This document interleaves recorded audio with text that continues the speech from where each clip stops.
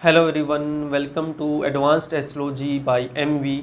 और जैसा कि आपने थंबनेल में देख लिया होगा, आज की इस वीडियो में हम बात करेंगे when will you become financially independent. आपके ऊपर धन वर्षा कब होगी, आपके सपने पूरे कब होंगे, आपके पास एक लार्ज अमाउंट में पैसा कब आएगा।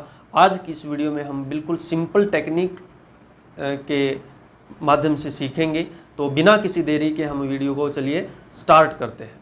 ठीक है, तो टेक्निक ये है कि जब भी आपको देखना है कि आपके पास बहुत एक लार्ज अमाउंट में पैसा कब आएगा, आप करियर में एकदम से छलांग कैसे मारोगे, या आपका बिजनेस है या जॉब है तो जॉब में आपकी डबल ट्रिपल इनकम कब होगी, या फिर अगर आप बिजनेस आप कर रहे हो तो बिजनेस में एक उछाल, एक एक्सपोनेंशियल ग्रोथ कब होगी, वो हम यहाँ से देख सकते हैं।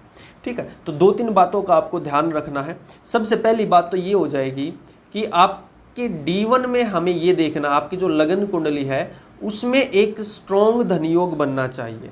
ठीक है, अगर एक स्ट्रॉन्ग धनयोग नहीं है तो फिर उसी हिसाब से आपको पैसा मिलेगा।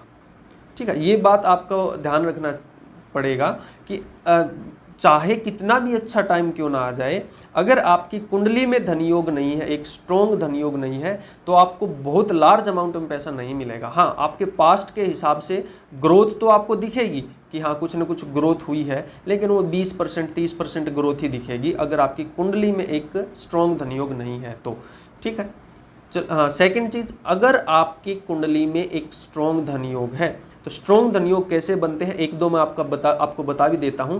अगर 11th हाउस के स्वामी का सेकंड हाउस के स्वामी के साथ कुछ संबंध बने, या उनकी दृष्टि कुछ हो, सेकंड और 11th का कुछ एक्सचेंज हो, या फिर सेकंड हाउस में कोई अच्छा प्लेनेट बैठा हो सौग्रही होकर, या फिर 11th हाउस के स्वामी का सेकंड हाउस पे नज़र पड़ रही हो, तो ये कुछ एक स्ट्रॉन्ग धनयोग है। धनयोग के ऊपर मैं एक अलग से वीडियो लेकर आऊँगा कि आपकी कुंडली में धनयोग है या नहीं है। ठीक है, आज हम डिस्कस करते हैं कि किस दिन या किस साल में आपके सपने पूरे होंगे, किस वर्ष आपके पास एक लार्ज अमाउंट में पैसा होगा। ठीक है, तो उसके लिए हमें क्या क्या देखना है, उसके लिए सबसे इंपॉर्टेंट है second house of your D1। एक तो आपके D1 का सेकंड हाउस, दूसरा टोरस राशि कहीं पर भी है आपकी कुंडली में, जो टोरस साइन है, जो वृष राशि है, वृषभ भी बोलते हैं, या वृष राशि जो है ये कहीं पर भी बैठी हो। ठीक है, कहीं पर भी ये प्लेस्ड हो, सेकंड हाउस में, 6th हाउस में, 9th हाउस में, 12th हाउस में, Taurus sign is very very very important for your money. ठीक है, आपके पैसे के लिए टोरस साइन बहुत ज़्यादा इंपॉर्टेंट है। टोरस साइन में जो भी प्लेनेट बैठे हैं, चाहे आपके D1 में हो चाहे आपके D9 में हो, टोरस वृष राशि में कोई भी अगर प्लेनेट बैठा है D1 में या D9 में, उसकी दशा अंतरदशा जब भी आएगी आपको एक लार्ज अमाउंट में पैसा रिकॉग्निशन देकर जाएगी। ठीक है, लेकिन साथ के साथ हमें दशा अंतरदशा के साथ साथ गोचर भी देखना बहुत ज़्यादा जरूरी है। लेकिन इतना 101% श्योरिटी के साथ मैं आपको कह सकता हूं कि जब भी टोरस साइन में बैठे हुए प्लेनेट की दशा अंतरदशा आएगी और अगर उसका कुछ संबंध 11th हाउस से बन जाए, फिर तो वो बहुत ज़्यादा लार्ज अमाउंट में पैसा देता है। ठीक है, उसकी दशांतर दशा, उसके बाद फिर हम थर्ड हम चेक करेंगे गोचर, ट्रांजिट। ठीक है, गोचर यानी जिसको इंग्लिश में हम ट्रांजिट बोलते हैं, ट्रांजिट भी बहुत ज़्यादा इंपॉर्टेंट है। दशांतर दशा आपकी बहुत अच्छी चल रही है लेकिन गोचर का साथ नहीं मिल रहा, बृहस्पति 8वें में चल रहा है, शनि 12वें में चल रहा है, तो वो इतना ज़्यादा अच्छा फल नहीं देगा। शनि मंगल के ऊपर से गोचर कर रहा है, शनि राहु के ऊपर से गोचर कर रहा है, या राहु शनि के ऊपर से गोचर कर रहा है, तो ये नेगेटिव ट्रांजिट होते हैं। यहाँ पे भी आपको उतना ज़्यादा धन लाभ नहीं मिलेगा। ठीक है, पॉजिटिव गोचर कैसा होगा, एक शुभ गोचर किसको मानेंगे हम, अगर शनि के ऊपर से गुरु जाए, शनि के ऊपर से गुरु, या फिर गुरु के ऊपर से शनि जाए, नेटल चार्ट के ऊपर जो नेटल चार्ट का गुरु है उसके ऊपर से गोचर का शनि जाए, या ट्राइन से जाए, या अपनी कोई दृष्टि डाले, या फिर शनि के ऊपर से गुरु जाए, या गुरु अपनी दृष्टि डाले नेटल शनि पे। ठीक है, तो नो डाउट ये टाइम पीरियड आपके लिए करियर में ग्रोथ का होगा ही होगा। ठीक है, इसके साथ साथ राहु का गोचर भी बहुत ज़्यादा इंपॉर्टेंट है। राहु का गोचर या तो जुपिटर के ऊपर से जाए या जुपिटर के ट्राइन से जाए, ठीक है, जो नेटल जुपिटर है उसके ऊपर से, या फिर लगन से, फर्स्ट हाउस से कुछ संबंध बने राहु का। क्योंकि देखिए लगन से जब भी राहु जाएगा ना, आपको एक पद प्रतिष्ठा, आपको एक स्वाभिमान, आपको एक बहुत लार्ज अमाउंट में कुछ न कुछ आपको वो देकर जाएगा, ठीक है। तो ये 3 प्लेनेट बहुत ज़्यादा इंपॉर्टेंट होते हैं ईयर निकालने के लिए। यहाँ से आपके पास वो एक लार्ज स्पैन आएगा, 2-3 महीने का या 1 साल का आपके पास स्पैन आ जाएगा कि इस दौरान हमारे पास एक लार्ज अमाउंट में पैसा मिलेगा, ठीक है। अगर आपको एग्जैक्ट प्रेडिक्शन करनी है तो उसके अंदर फिर आपको शुक्र भी शामिल करना पड़ेगा और सूर्य भी शामिल करना पड़ेगा, क्योंकि सूर्य लाइट है, सूर्य चीज़ों को फैलाता है, ठीक है, और शुक्र वो भी इसलिए पैसा है हमारा। तो इसलिए सूर्य और शुक्र का गोचर भी अगर हम इंक्लूड कर देते हैं तो वहाँ पे फिर चीज़ें और ज़्यादा लार्ज हो जाती हैं, एग्जैक्ट मंथ फिर हम उससे निकाल सकते हैं, ठीक है। तो यहाँ पे हम देखेंगे कि जो ये जिस इंसान का चार्ट है ये मेरे वेल नोन है, ठीक है, और ये IT इंजीनियर है, ठीक है, IT इंजीनियर है। तो बात ये है कि यहाँ पे एक बार इनकी ये देखिए, इनकी दशांतर दशा देखिए एक बार क्या है। यहाँ पे देखिए शनि के अंदर केतु, शनि के अंदर शनि की दशा है, केतु की अंतर्दशा है। देखिए दशांतर दशा क्यों इंपॉर्टेंट है, क्योंकि दशा हमारी लाइफ की दिशा को निर्धारित करता है, ठीक है। तो शनि के अंदर केतु की अंतर्दशा है 28 फरवरी 2022 तक, और जनवरी 2022 में इनकी जॉब चली गई थी। क्यों? क्योंकि देखिए शनि इसके 10th हाउस का भी स्वामी है, शनि इसके 11th हाउस का भी स्वामी है, और शनि की जो दृष्टि है, तीसरी दृष्टि है, वो 2nd हाउस पे भी है, जो इसमें टॉरस साइन है जिसमें शुक्र बैठा है। तो इसकी कुंडली में देखिए, हाँ ये रह गया थोड़ा सा पहले बता दूं, ये जो जातक है इसकी कुंडली में एक लार्ज अमाउंट में एक बड़ा धन योग है। क्यों? क्योंकि एक तो देखिए इसका 10th हाउस, इसका 11th हाउस टॉरस साइन और शुक्र से और 2nd हाउस से कनेक्टेड है। 10th हाउस का स्वामी शनि, 11th हाउस का स्वामी शनि, ठीक है, और शनि की तीसरी दृष्टि 2nd हाउस पे है जो कि टॉरस साइन है जिसमें कि शुक्र बैठा है। तो ये बहुत बड़ा धन योग है, लेकिन फिर भी इसकी जॉब छूटी थी।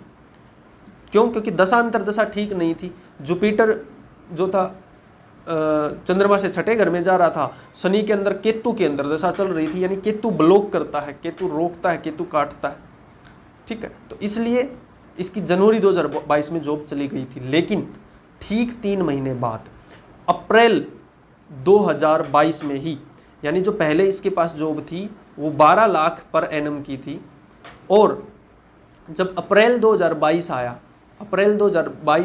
तब इसके पास 46 लाख का पैकेज आया, 46 लाख पर एनम। क्यों? सबसे पहले तो हमें पता चल जाएगा दशा अंतरदशा से ही। शनि के अंदर शुक्र की अंतरदशा है। देखिए 28 फरवरी 2022 को शनि के अंदर केतु की अंतरदशा खत्म हो चुकी थी, यानी मार्च 2022 से शनि के अंदर शुक्र की दशा अंतरदशा स्टार्ट हो गई थी, ठीक है। अब गोचर देखेंगे, दशा अंतरदशा से साफ साफ पता चल रहा है, लेकिन देखिए दशा अंतरदशा तो ये इसकी 3 साल की है लगभग, ठीक है। मार्च 2022 से अप्रैल 2025 तक है दशा अंतरदशा तो, ठीक है। तो टाइम पीरियड कैसे निकालेंगे? टाइम पीरियड निकलेगा गोचर से। जिस टाइम पे भी इसको गोचर का साथ मिला, बृहस्पति शनि और राहु का साथ मिला, ये एकदम से ग्रोथ करेगा, ठीक है। तो यहाँ तक उम्मीद करता हूँ मैं आपको चीज़ें जो हैं समझ आ गई होंगी। यहाँ पे गोचर देख लेते हैं, ये वही बर्थ चार्ट है, और ये गोचर 27 अप्रैल 2022 का ये गोचर है। इस दिन इसका इंटरव्यू हुआ था, 1 मई 2022 से इसने अपनी जॉब स्टार्ट की थी। तो यहाँ पे देखिए, यहाँ पे आपको दिख भी रहा होगा, जो शनि है, शनि का गोचर गुरु के ऊपर से हो रहा है। गुरु इसका मकर राशि में बैठा है, शनि यहाँ पे मकर राशि में है, यानी शनि का गोचर इसके नेटल गुरु के ऊपर से हो रहा है। और गुरु का गोचर जो कि मीन राशि में है, और इसका नेटल का शनि मीन राशि में है। गुरु का गोचर शनि के ऊपर से हो रहा है। मैंने एक कंडीशन बोली थी, या तो गुरु के ऊपर से शनि जाए या शनि के ऊपर से गुरु जाए, यानी ट्राइन को भी यहाँ पे हम शामिल करेंगे, या फिर शनि के ऊपर से गुरु जाए और गुरु के ऊपर से शनि जाए, लेकिन यहाँ पे दोनों चीज़ें हो रही है, गुरु के ऊपर से शनि जा रहा है, शनि के ऊपर से गुरु जा रहा है, तो ये तो बहुत पॉजिटिव चीज़ हो जाती है। यहाँ पे तो इंसान ग्रो करता ही करता है। ठीक है। तीसरा देखिए, मैंने बोला था राहु और सूर्य का कुछ संबंध होना, राहु का बेसिकली संबंध होना चाहिए लगन से या लग्नेश से। यहाँ पे देखिए राहु लगन से जा रहा है और लग्नेश के ट्राइन से जा रहा है। ठीक है, तो ये भी एक बहुत बड़ा पद प्रतिष्ठा मान सम्मान देकर जाता है। साथ में यही मंथ क्यों आया, क्योंकि साथ में देखिए सूर्य आ गया, ठीक है, लगन से।